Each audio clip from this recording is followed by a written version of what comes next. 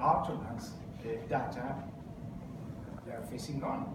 I mean, because many people says, and I link it with the second part of the question, many people says that there is a huge amount of buying votes, in Mexico. Well, we have 53 million people under poverty line. And I don't think, as many people say, that just one side buy vote. I mean, what we call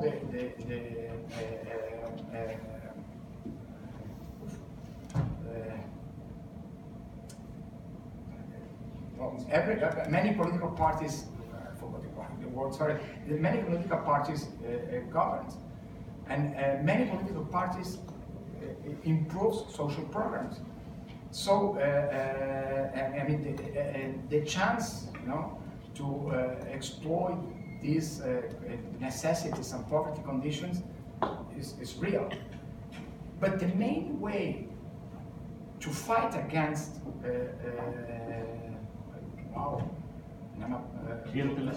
clientelism. That's it. Thank you so much. You read my mind. But the clientelism, the political, use of public sources, public resources, do not determine the sense of the votes. I mean, it's not casual that we know right now that there were corruption scandals in Veracruz or in Tamaulipas or in Chihuahua or in Durango or in Oaxaca or in Quintana Roo. And there are many investigations about the using of public funding to finance campaigns.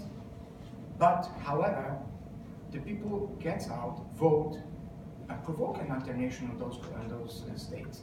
So, I mean, I understand, and it's a problem, buying votes, the possibility to buying votes. But there are just a few real, serious studies about how deep is that impact. For instance, there's a paper, a fantastic paper by Kenneth Green from Austin University, which is at least is the only one study I know about the real effect of buying people and using public funds to alterate public willing. There's a big thing, however, and we face obviously the problem of illegal financiation. There are many studies. I quote Luis Carlos Ugalde study. It's not quite precise, but it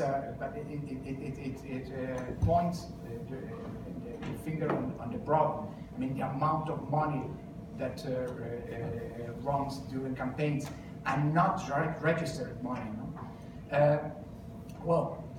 I think the only way we can face it is to strengthen the capabilities of identify expenditures, issues of expenditure during campaigns. That's why probably not only the organizational tasks, but the oversight task will be the most important that we will display in the next months. We already identified how empresas fantasma, shell companies works on during campaigns. The financial system has already identified over 6,000 shell companies working in Mexico. And we already identified, the pattern that usually how do they work during campaigns. For instance, in the weeks before the campaign starts, usually there is an injection of money, a huge amount of money, to these companies, mainly from public funds, in a municipal, a local, or federal level. So right now we are monitoring with the bank institutions, how the accounts of these companies are working on. So if we detect an irregular or an unusual injection of money, we can monitor not the whole bunch of companies, but that company, and how does it work, and where does it work, and in which campaign are founding. So I mean, we have to use intelligence. You know, is there like the, I don't know in English does exist the metaphor, no, it's like the aguja en el pajar, no? We have to find the needle, no? But, and to find the needle we need a magneto. So we are building the magneto. Well, sorry, maybe I wasn't very precise. Thank you for your answer. Just the question was, in 2006 there was a challenge about like the intervention of the president and the intervention of the well, we're very close with the association of entrepreneurs and so on for two main aims. One, to explain the election, but second one, to warn them about what will happen if they break the law. I mean, we have received until now, we have a good reception until now, but we have to be aware, you know, because I mean, it already happened, and it could happen, you know? And we are clear that we allow that, we will have a problem in post-electoral conflict. Okay, there was two questions here. La primera te la voy a preguntar como consejero presidente del INE, y la segunda quiero tu opinión sobre como miembro de IET. Entonces como académico. Entonces, el consejero presidente, si lo que dices es de que se está creando o están tratando de crear confianza en el instituto, ¿de qué forma están promoviendo la democracia en México, negando, teniendo esta lectura tan conservadora de la ley electoral, prohibiendo los debates en este periodo raro de intercampaña? Yo sé que va a ser la opción más fácil, va a ser echar la culpa a los partidos políticos, pero ¿de qué forma el INE podría trabajar en construir esa confianza que estás diciendo? Y la segunda es, los partidos políticos, o por lo menos el Frente y Morena, ya hicieron sus listas plurinominales, y esto está abriendo un debate sobre listas abiertas en México y el tránsito hacia una posible parlamentarización del sistema. ¿Tú lo consideras viable? ¿Consideras que es una opción que abre la posibilidad de la discusión en México? Me voy a aprovechar por el tiempo que me preguntaste en español para responder en español. Igual me da un respiro y les ahorro a ustedes un poco de tortura. Primero, yo voté porque hubiera debates. La decisión es una decisión de un órgano colegiado, pero como presidente respeto y aplico. Esa es la decisión institucional. Tenemos una ley barroca. Yo voy a ser el primero después de las elecciones que apueste a una liberalización de la ley. O sea, es una cosa... la ley se volvió cada vez más restrictiva en muchos temas, como una manera de tratar de resolver problemas. Pero lo que hoy estamos viendo es que paradójicamente ocurrió lo contrario. Tantos son los candados y las restricciones que se ha multiplicado la litigiosidad del sistema. Y eso genera incentivos perversos. Nosotros hoy tenemos un tema de que, una discusión por cierto con el tribunal, que ya se resolvió, espero, que ya tiene vías de resolverse al menos, para poder dar resultados la noche de la elección. Porque si no sabemos, es decir, México no es Holanda. En Holanda, para evitar la amenaza rusa, pasaron de la elección electrónica a la elección manual, de papeletas. Y eso retrasó los resultados. En Holanda salió la composición del Parlamento a las 10 de la noche. Y en la última elección lo supieron hasta las 6 de la mañana. No pasó nada. Será porque en Holanda hay muchos holandeses. Y esperaban todos tranquilos el resultado. En México sabemos que la noche misma de la elección todos se declaran ganadores. Como digo, decimos un poco en tono de broma y con preocupación. Pues es una noche feliz, todos ganaron. El problema es para la autoridad electoral que no tiene suficientes cargos para repartir. Menciono esto porque no existe ningún estímulo para la aceptabilidad de la derrota. No es solamente un problema cultural que en México no se ha sentado, y es algo transversal. No hay un solo actor que no haya en algún momento negado haber perdido un buen alivio, o haber aceptado haber perdido un buen alivio. Siempre se niega, siempre es culpa del fraude. Y todos lo han hecho en algún otro momento. Y esto es así, porque siempre está abierta la posibilidad de imputar. La ley, entre más recargada está, genera más controversias, no genera más certidumbre, digo yo. Entonces, esto es como premisa la respuesta, porque hemos creado una serie de reglas. Y yo no sé qué no se dice en los partidos, estoy hablando de hemos. Hemos creado una serie de reglas muy complejas y en ocasiones incluso contrarias al sentido común. Precampaña. Bueno, se crearon las precampañas como una manera de garantizar una equidad y que nadie, digamos, se anticipara indebidamente en la promoción personal. Sí, pero nadie pensó que en las precampañas iba a haber 3 precandidatos únicos. Entonces las precampañas se volvieron de facto campañas anticipadas. De facto. Habrá que repensar las precampañas porque nadie imaginó las precampañas eran el espacio donde estaba la disputa por los cargos dentro de los partidos. Pues no lo tuvimos ahora. La realidad nos ganó a una ley muy acartonada. Estamos en las intercampañas. No lo digo yo, lo dice la ley. Es un periodo en donde la actividad política se interrumpe para que pueda desahogarse al interior de los partidos las quejas respecto a la designación de candidatos. Yo no estoy de acuerdo que seas tu candidato, entonces yo impugno, ¿no? Y como te puedes caer por esa impugnación, no sería justo que hubieran arrancado las campañas, porque pues entonces, si tú te caes y yo llego después, llego desaventajado a la contienda. Entonces la idea de las intercampañas, pero no es mía, la idea de las intercampañas es esa, sí está en la ley. Yo creo que es absurdo. O sea, pretender que la política se puede meter en un cajón durante 2 meses, más cuando tuviste precampañas con precandidatos únicos, que de facto fueron una confrontación, si bien no franca y abierta, sí velada pero bastante clara, digamos, entre los distintos precandidatos. Hoy te pides que se guarden. Yo te diría esto. Hay 3 prohibiciones en este periodo. 1, que aparezcan los candidatos en los spots de radio y televisión.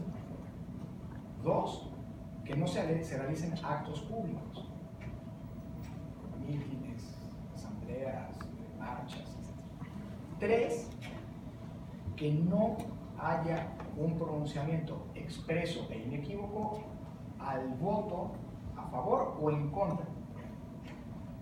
A mí me preguntaba López Dóriga en una entrevista, oye, pero entonces ¿se pueden hacer entrevistas? Claro.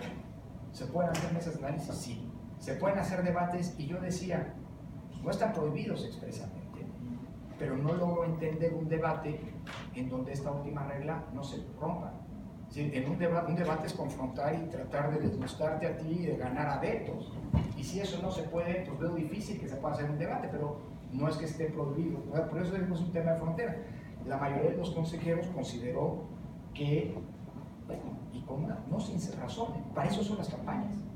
Lo que es absurdo es que existe un periodo de intercampañas, pero eso está fijado en la ley. Y yo creo que tenemos que quitarlo, honestamente digo que tenemos que quitarlo.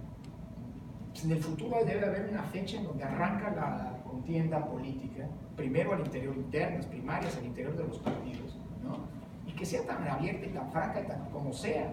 Pues ya estamos en un periodo de campaña. Claro, acortemos los periodos para que ocurra eso.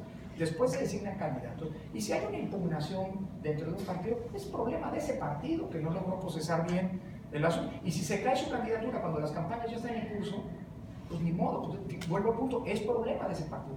El problema que hemos tenido es que nos olvidamos de lo que hemos malinterpretado, distorsionado la idea de equidad.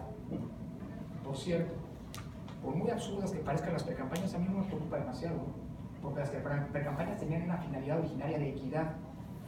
Y si los 3 son candidaturas únicas, pues no hay equidad en ese sentido. Mi problema es que la equidad hace 20 años, cuando se introdujo como tema fundamental del sistema electoral, era vista como un piso mínimo de condiciones. Que todos tengan lo mismo de entrada, el mismo piso de entrada. Después, pues, si alguien te aventaja, pues eso se vale. Hoy hemos estado interpretando a la equidad como un techo. Y cuando interpretas la equidad como un techo, tendencialmente la acabas interpretando como igualdad. Y las elecciones no deben necesariamente ser iguales. Tienen que ser iguales de entrada, pero no de salida. Y eso es lo que nos está provocando esto. Entonces yo creo que es un poco absurdo la idea misma de intercampañas, pero está en la ley. Habrá que quitarla sin duda. Ahora, ¿quieren debatir mucho los candidatos? Ya vendrán 3 meses de debate, que son las campañas. Para eso son las campañas. El INE va a ser, digo, no está en contra de los debates, que va a ser 3 debates, le vamos a romper todo el formato, espero que sean muy atractivos, no como el debate de la semana pasada acá, que fue bien interesante, pero donde los propios representantes de los partidos pues, tardaban en conectar, digamos. La idea acá es una cosa completamente distinta, en donde el moderador tenga el rol de preguntar, de decir, oiga, ¿qué opina de tal cosa, señor candidato? El otro se va a su zona de confort, no, a ver, le estoy preguntando y usted no está respondiendo, conteste. Y en donde pongas a los propios contendientes a debatir entre sí.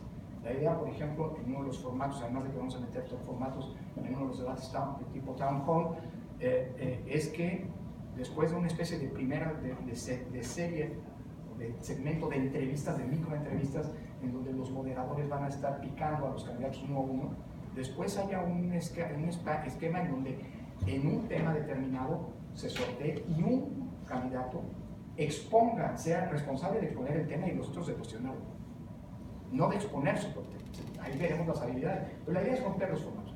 ¿Quieren debatir? Pues ya debatirán. Lo otro, yo soy un parlamentarista convencido, ¿no? Mencionaste el IETD. En la presidencia del INE me estoy volviendo presidencialista recalcitrante, pero bueno, suele ocurrir.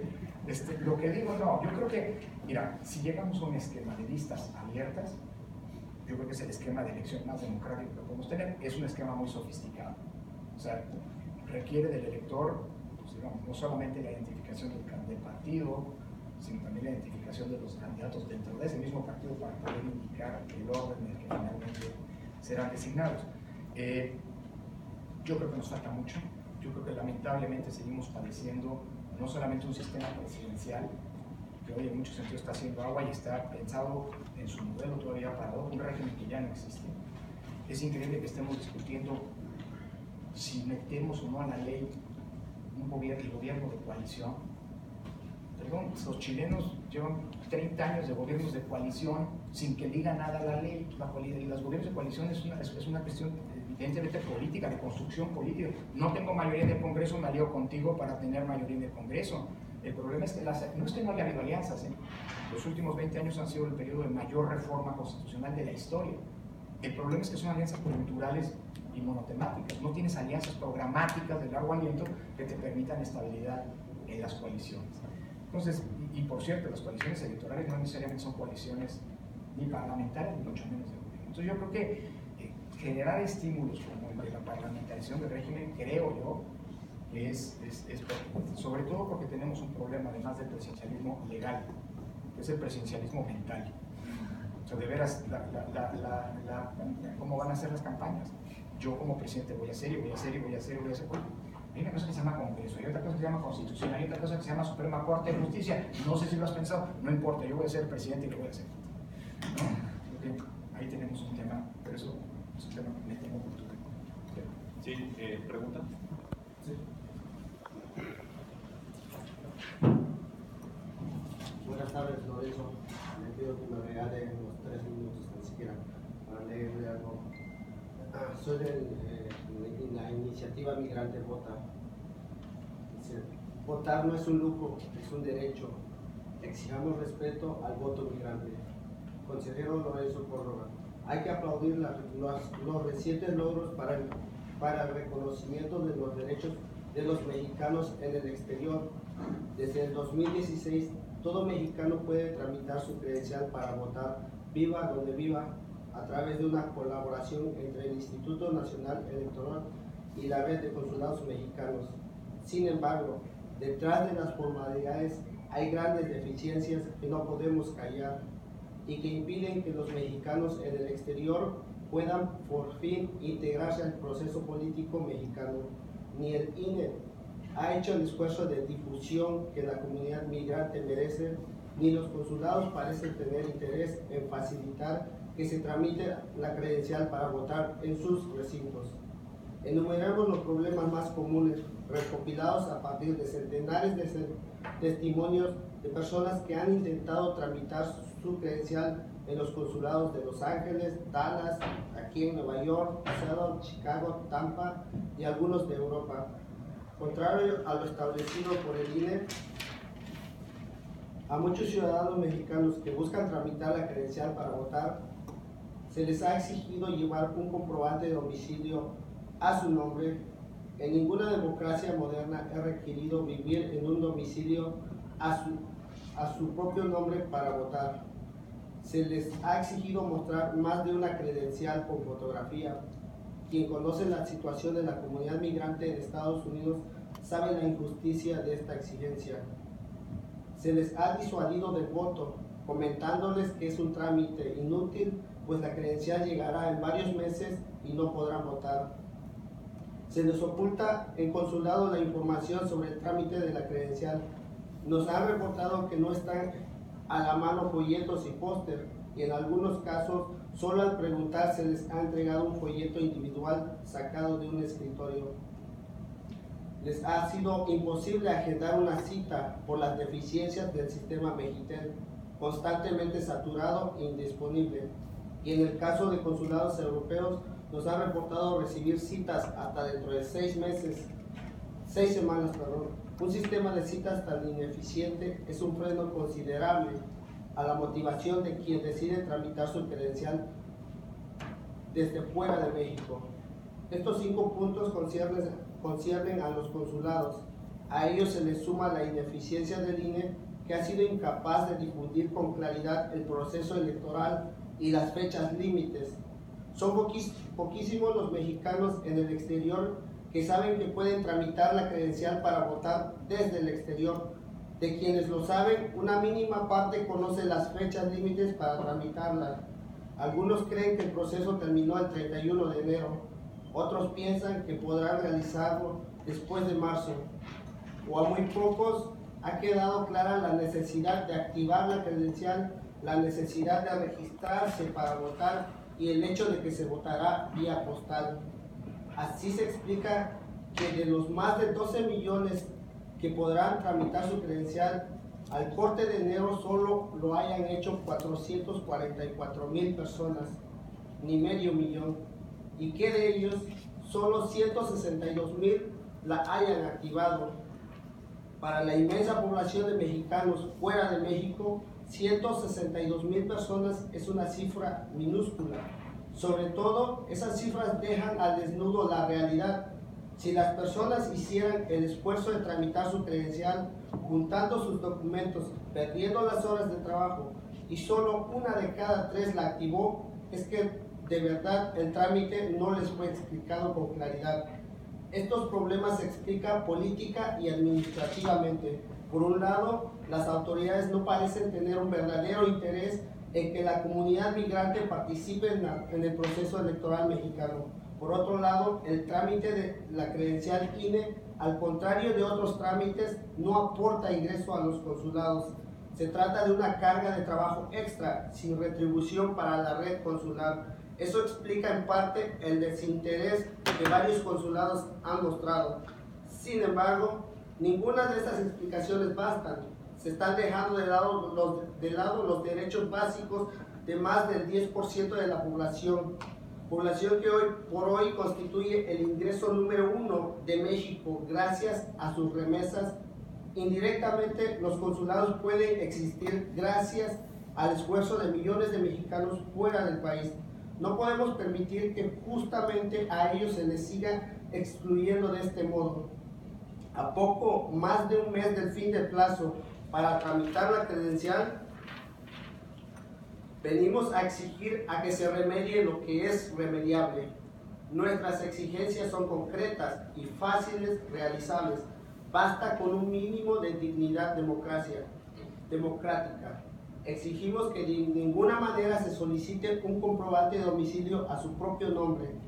Exigimos que únicamente se pida en consulado los 3 documentos explícitamente indicados y ninguna credencial adicional. Exigimos que el personal de los consulados se abstengan de disuadir la credencialización. Exigimos que los materiales sobre la credencialización y el registro para votar estén accesibles en consulados. Pero sobre todo, exigimos que en un esfuerzo democrático noble se permita tramitar la credencial del INE en consulados sin cita en Mexitel. Como ya sucede con otros trámites, como ya se ha permitido a discreción personal para la credencialización, generalizar este derecho a un mes de la fecha límite es la única manera de resarcir las deficiencias de tantos meses y demostrar que los consulados y el INE están del lado de la democracia. Estas exigencias pueden ser resueltas en menos de 48 horas si hay voluntad democrática. Esperemos ahora la respuesta de consulados y del INE si este último apoya estas demandas básicas, en particular la última, sin cita. Los consulados tendrán que reaccionar. Es hora de demostrar quienes respetan la voz de la comunidad migrante y quienes la desprecian. Muchas gracias. Gracias. A ver, yo te agradezco mucho los comentarios. No es un asunto sencillo, eso sí te quiero decir. No es nada, ojalá y fuéramos nada más de Relaciones Exteriores y el INE los involucrados en este proceso. Y que tiene que ver en buena medida con lo que mencionabas un rato del tipo de legislación que tenemos.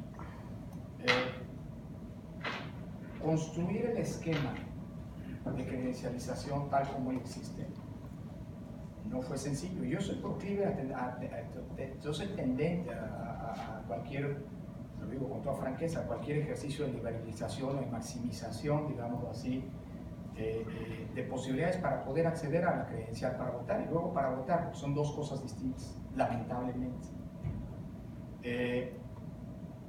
Pero hay muchos actores políticos que están involucrados. No estoy justificando, estoy poniendo las cosas como son. Las decisiones del INE en materia de registrar son decisiones que sí toma el Consejo General, pero que tienen que pasar primero por una criba que es la de la llamada Comisión Nacional de Vigilancia, que es un órgano que está integrado por representantes de los partidos políticos y por un solo funcionario del Instituto, el director del registro. Y ellos votan y toman decisiones. Es un órgano reconocido por la Constitución. Entonces, ¿no sabes lo que ha sido difícil, por ejemplo, para la entrega de la propia credencial en domicilio? No se quería. Se quería que si se tramitaba en el consulado, se entregara en el consulado. Y esto implicaba, en Estados Unidos, por la presencia de mexicanos acá, pues una red consular, la parte más importante de la red consular, pero en Europa que tenías que irte de un país, o en otros lados, de irte de un país a otro para solicitarla, y imagínate lo que significaría tener que volver a ir de un país a otro para pedirla. Eso se ha solventado afortunadamente, y creo que la entrega postal, que tiene algunas deficiencias, eso también hay que decirlo, pues resolvió de entrada ese derecho. Si tienes que ir al consulado, ¿sí? No es sencillo, no, muchas veces no lo es, eso me queda claro. El tema de las citas es un tema que hemos con las relaciones exteriores venido, en el que hemos venido evolucionando, incluso hubo en el camino un cambio del proveedor del servicio, si mal no recuerdo. Sí, lo que quiero decir es que llegar a la conclusión de lo que es el servicio tiene una serie de cribas previas, que pasan también, hay que decirlo, y aquí no es que lo esté investigando, estoy simple y sencillamente escribiendo, lo que era un natural temor de la propia Cancillería. No es un asunto de nada más de derechos o no. Es que tienes que tomar en cuenta de que no se trata nada más de un mecanismo de identidad y ya nada más. Estás hablando de un proceso, de un insumo, que forma parte de un proceso, el proceso electoral, que es probablemente el proceso más sometido no solo a escrutinio, sino también más investido de una desconfianza ancestral. Si tú me preguntas a mí, yo te lo digo así, yo liberalizaría las cosas. El problema es que sin liberalizar, y eso es lo que tenemos que ponderar, o sea, no estoy justificando, no te estoy explicando el dilema en el que estamos como autoridad electoral y luego la propia Cancillería. Te decía, la Cancillería, oye, los diplomáticos, digo, hay un servicio diplomático que está ahí con independencia de los gobiernos. Y una de las características del servicio diplomático ha sido no meterse en cuestiones político-electorales. Históricamente, la reticencia en una primera instancia natural, me atrevo a decir, oye, es que, híjole, a mí no me hagas entregar credenciales, yo administro eventualmente hasta programas sociales de beneficio a los connacionales, si además me pones a mí a entregar credenciales, va a venir la sospecha de que yo lo estoy haciendo, de que tengo una intencionalidad política detrás de eso. A ver, es una, digamos, reticencia natural que ha sido, aquí lo reconozco, solventada. Hay unos consulados que son, y no porque esté aquí el señor embajador, que son súper proactivos, otros que no lo son tanto. Hay unos en los que de veras tenemos cruzados en el servicio diplomático de la credencialización y de la participación de la Unión, otros que no lo son tanto. Y eso se tiene que ir naturalmente ajustando. Llevamos 2 años en este proceso. Ahora, sí hay otro tema, que es a donde iba. Nosotros tenemos que encontrar un equilibrio, y esa es la parte difícil como autoridad, entre la maximización de los derechos con la que estamos comprometidos, pero también con la estabilidad política. ¿En qué sentido? Con no abrir las puertas a la acusación de que, imagínate el trauma y lo peligroso que significaría que el tema de voto en el extranjero ahora sea utilizado por tibios o troyanos como digamos, la puerta, como el caballo de Troya del fraude. Ah, no, es que ahí dejaron inscribirse sin determinados requisitos. ¿Sí me explico? Ahí está el fraude. No soy yo. A ver, yo soy el primero en decir, fraude en México, fraude, lo que se llama fraude, manipulación de los votos, desde hace mucho no lo tenemos. Lo que tenemos es una cultura política muy precaria de no aceptabilidad de la derrota. Y fraude, pues manipulación, que un ciudadano en la casilla pueda moverlo, pues eso sí, pero fraude, así, sistemático. Ay, y respeto a quien lo diga, pero ahí están los datos y estoy dispuesto a debatir ahí ese tipo de datos. Que hay compra de votos, yo no he dicho que no lo haya, sí la hay. Lo que estoy diciendo es que si los ciudadanos se empoderan y van y votan porque se les pega la gana, ese voto cuenta. Para la compra de votos se ha mitificado. Y vuelvo al punto, si hubiera habido compra de votos, ¿por qué hubo alternancia en Veracruz? O en Durango, o en Quintana Roo, en donde hay evidencia de desvío de recursos. ¿Sí me explico? Entonces, a ver, yo tomo nota de lo que me estás diciendo. El INE estaba haciendo algunos esfuerzos. Estas son las cifras, yo ya me había pasado. Estas son todavía con el corte de febrero, mediados de febrero, esto se va actualizando. Ya estamos arriba hoy de 600,000 credenciales entregadas en el mundo, de solicitudes. Estamos ya acercándonos a 500,000 de credenciales entregadas. La activación es muy baja. ¿Y sabes qué estamos haciendo justamente ahorita?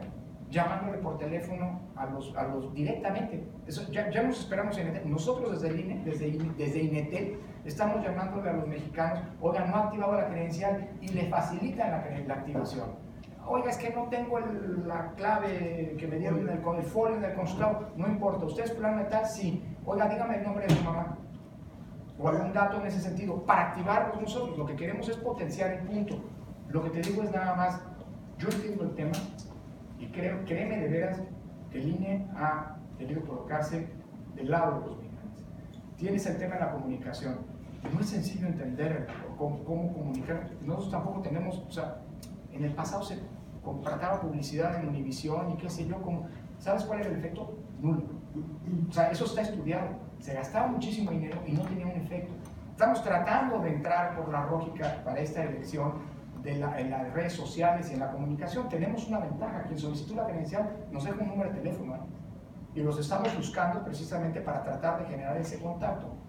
Yo te diría, me llevo los temas que estás planteando, creo que lo traes por escrito, me lo puedes dar, te lo recibo y todo, ¿no? Pero yo creo que sería importante analizar esto al final como parte también de un proceso. No ha sido la lucha por reconocer el voto, no es un asunto sencillo, y hoy la verdad estamos en condiciones mucho mejores que hace 12 años. Yo esperaría que conforme van avanzando, por ejemplo, voto electrónico, bueno, la ley nos puso una cantidad de trabas para hacer el voto electrónico que no nos daba tiempo de tenerlo listo para estas elecciones. O sea, la construcción de un sistema como el que está pidiendo la ley, como el que pide la ley, te lleva por lo menos 2 años. Y la auditoría que pide la ley te lleva por lo menos 1 año. Y esto tiene que estar antes de que arranque el proceso electoral.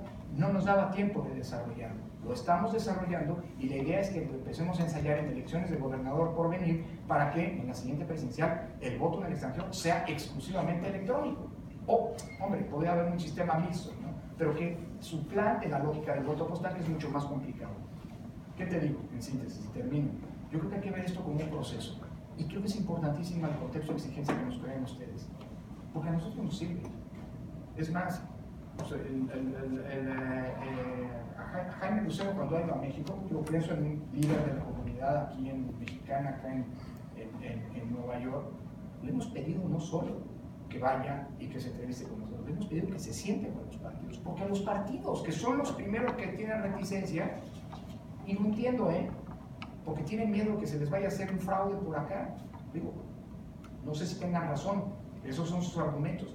Entiendo el problema, pues nos ayudan a convencerlos. Aquí se trata, digo yo, de generar unos contextos de exigencia permanentes, así que no dejen ustedes de estar haciendo su lucha desde acá, ¿no? Nosotros vamos a estar avanzando todo lo que podamos, pero tenemos que encontrar este tema, te digo, de mediación, porque liberalizar ahorita, generar eso, el día de mañana lo van a utilizar. Pero porque los conozco, como la mejor prueba de que hubo fraude. Caray, ¿sí me explico? O sea, son buenas causas, pero hay también un dilema con el que tenemos que lidiar continuamente. Así que, bienvenidos a los contextos de exigencia. Mucho esto de las llamadas fue una petición que nos hicieron comunidades en Los Ángeles y lo estamos haciendo. Es decir, ayúdenos a ayudarlos, entre otras cosas, ayudarnos a trazar una ruta, pero eso, generar unos contextos de exigencia. Si me permite, brevemente, compañero, ¿cuál es su nombre? ¿Tu nombre? Ricardo. Ricardo, bueno, yo soy el cónsul aquí en México, Nueva York, no tenía gusto saludarlo, no sé cuándo fuera el día que esté el consulado, lo invito a que venga. Quería precisar todos los puntos que tocó, ninguno de esos sucede aquí en Nueva York, no sé si tengo información de otros lados, pero aquí en Nueva York ninguno de los puntos que usted menciona se da. Aquí, al contrario de desincentivar, lo que hacemos es motivar la credencialización. Cuando cualquier persona viene, por eso le digo, no sé cuándo fue el día que usted el consulado, como sabe, abrimos de lunes a viernes de 7 de la mañana a 7 de la noche, espero que pueda venir. En cada una de las personas que viene, atendemos un promedio de 1000 personas al día, independientemente del trámite que venga a hacer, a cada una de esas 1000 personas se le sugiere por solicitud nuestra que traten de tramitar la credencial, es decir, se está promoviendo activamente que se tramite la credencial. Número 2, se asientan personas sin cita. Desde hace 1 año y medio que yo estoy al frente del consulado, nunca se ha exigido tener cita. Entonces, por eso, el segundo punto que tocaba me llama la atención, porque al menos no es una práctica aquí en Nueva York. El tercer punto, nunca se ha pedido un comprobante de domicilio que esté a nombre del solicitante. Se acepta el comprobante de domicilio a cualquier nombre con la dirección que el solicitante desee.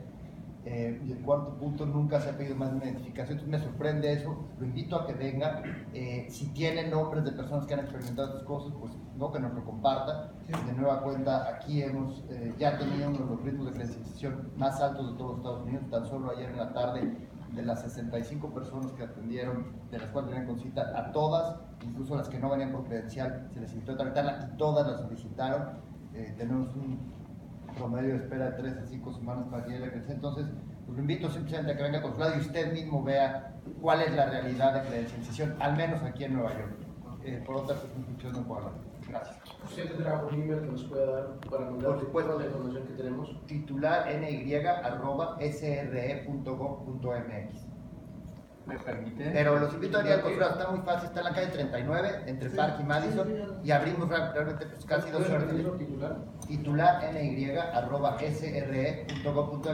Estuvimos hablando con varios compañeros, estuvieron ustedes ahí hace 10 días, también de la misma organización, y nos entregaron la carta, y estuvimos dialogando con ellos. Los invito a que vengan, y el correo está ahí. ¿Me permite unas palabras? Sí, claro. Yo fui hace 4 días. Llevé mi acta de nacimiento, mi pasaporte, comprobante de domicilio de un amigo porque no tengo un lugar donde fijo para vivir. En el consulado no me permitieron entrar. El consulado tiene más guaruras que un burdel. Hay más represión que atención. Es verdad. Tenemos un guardia de seguridad. No, por tienen instrucciones del 3. gobierno. Ahorita hay 3 guardias de seguridad ahí que te disuaden de que haga los trámites para elección. Ok, tanto así, como no tuve atención, no me permitieron pasar, mandé un correo electrónico al embajador Jerónimo Gutiérrez Fernández. Ya se comunicó con ustedes para que me atiendan. Y respecto a eso que dices, que es muy difícil, que se tardan un año para hacer todo esto. En Chiapas hubo un desperfecto de un río por un terremoto. El gobernador dijo que necesitaba 20 días para hacer un estudio para ver cómo se resolvía la situación. Los pobladores lo resolvieron en una semana. Ok. Todo lo que dicen son pretextos. No es México, está contigo. Usted sabe que en Chiapas, aquí lo estoy demostrando. Usted sabe que en Chiapas se hizo un sistema de voto en el extranjero electrónico. No, Y se estamos hizo un hablando fraude. del río. No, pero en Chiapas se hizo un. Yo le estoy diciendo. También lo se mismo hizo un sucedió fraude. en el terremoto. Y se hizo un fraude El que en un terremoto momento- todavía no tienen beneficios ni construyen sus casas porque están todavía viendo a dónde quedó el dinero que aportaron.